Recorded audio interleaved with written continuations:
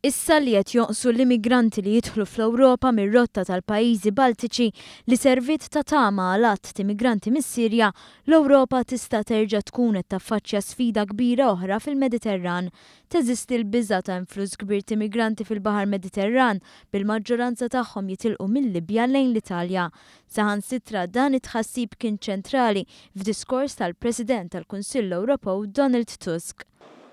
If we hadn't closed the Western Balkans route, we would now have 3 or 5 times more migrants, those from Africa coming to us through Libya, as well as those who have now been stopped at our at border or discouraged from crossing the border.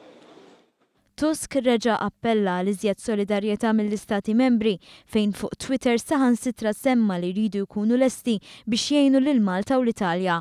Fakkar li l-immigranti li jitilqu mill-Libja ġejjin minn żoni oħra ta' konflitt li mhumiex is-Sirja. 20,000 irregular migrants have come to Europe via the Central Mediterranean route, and that the numbers are growing. But no Syrians are among them. There are nationals of African countries such as Nigeria, Somalia, Gambia, the Republic of Guinea and Ivory Coast.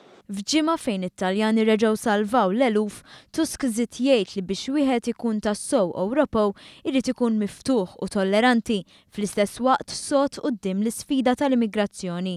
Minkejja li kkunsidrata bħala miżura kontroversjali, Tusk qal li waħda mis-soluzzjonijiet ili l-immigranti għandhom ikunu mwaqfa mill-Gwardja Kosta Ewropea. In fact, the same very controversial action that we apply right now. In the first place, we must expect from national coast guards to enforce our law on European borders. The European Coast Guard should support those who need help, but cannot replace them. Intant aktar kmieni din il-ġimgħa, il-Kummissjoni Ewropea appellat lil pajjiżi membri biex iħaffu l-proċess ta' rilokazzjoni ta' 160,000 immigrant mill-Greċja biex ikun evitat diżastru uman. Żiedet tgħid li dak miksub sa Marzu ta' din is-sena mhuwiex sodisfaċenti.